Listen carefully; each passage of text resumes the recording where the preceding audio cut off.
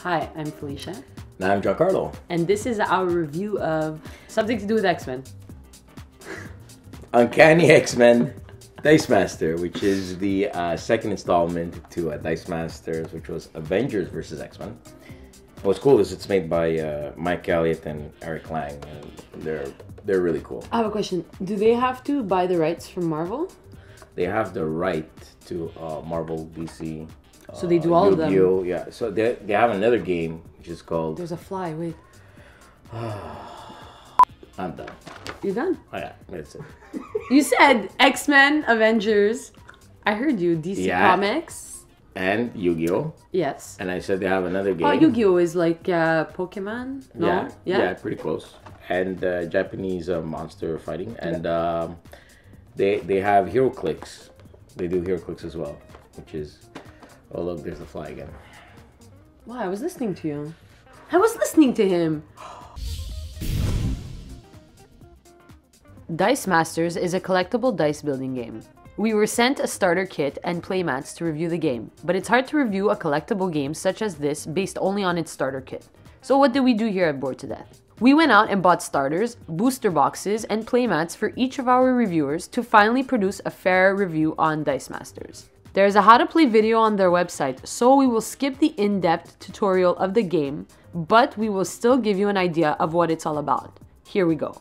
When you buy your starter, you'll get 2 special material bags from which you'll draw dice from, 16 white sidekick dice, 8 for each player. These are your sidekicks and will give you the elements needed to recruit heroes, or can be fielded in your army for free with an attack value of 1 and a defense value of 1. They also have 1 of each element and a question mark, which is the wild element of your choice. Each player will put 8 of these in their bag. You will get 8 characters, each with 3 cards to choose from. You and your opponent will choose 1 card from each character to form a team of 8 characters.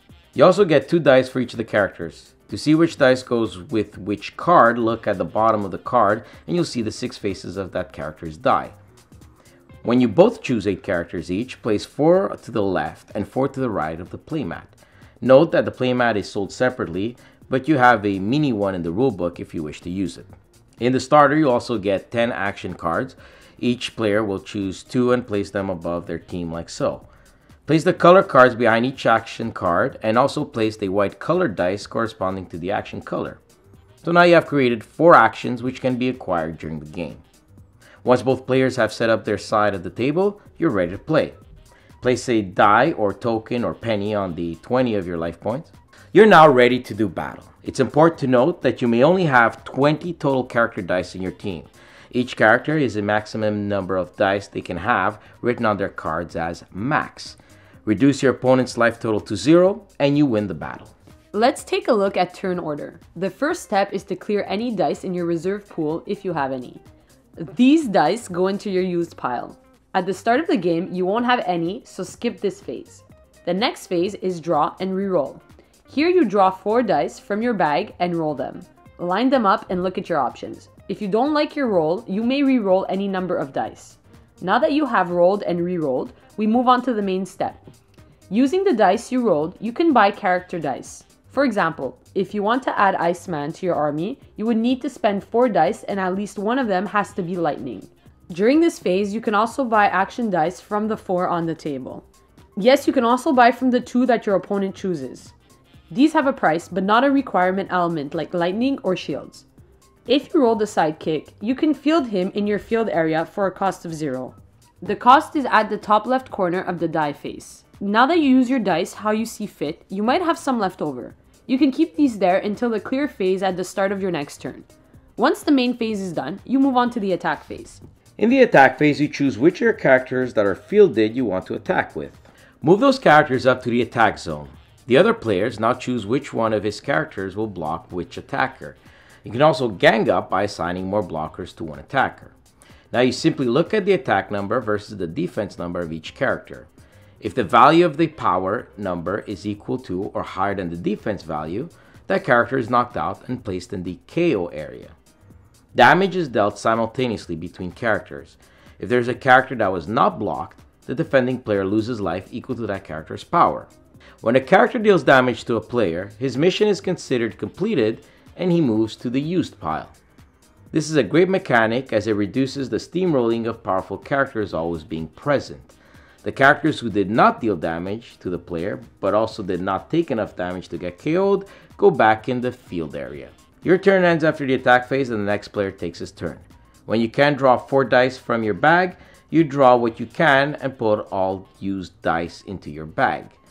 Draw enough dice to total 4 and roll those dice. You can see how recruited characters eventually enter your bag and then your field. And play goes on until there is a winner. Let's take a look at a few important rules before we review the game. Some characters and action cards have global abilities. These can be used by any player regarding who owns the character. So be careful when making your team not to put globals that might help the other player as well. So now you know about globals. Let's look at action dice. When you roll an action die you bought previously, you might roll a 2. This can be used to recruit character, but they don't have an element. So you need to add that element to use it to the recruit. If you roll an exclamation, you can use the action on the card corresponding to the color of the die. Some actions will give you bonuses if you rolled stars along the exclamation. These actions can be used during the main phase or even during the attack phase after defenders have been chosen. Most characters have abilities only when fielded, which means that ability will trigger once when it enters the field from the reserve pool, not from the attack area. The starter comes with enough for 2 players to play and a checklist of cards for that set.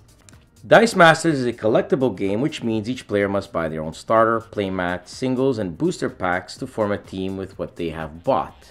The starter alone is enough for 2 players, but not enough to make a review of the game. We bought starters from the first and second set and booster boxes as well. We played with our own teams, and we also did a draft style game, which they call Rainbow Draft. We played for 2 weeks straight and got to know most of it, if not all the cards out so far. Let me just start off by saying that this game, like most collectible games out there, got us hooked and made dice junkies out of us. The game has interesting mechanics and balance, and yes, there are cards that are way more powerful than others, but at its core it's a dice game, and dice games have a lot of luck to them.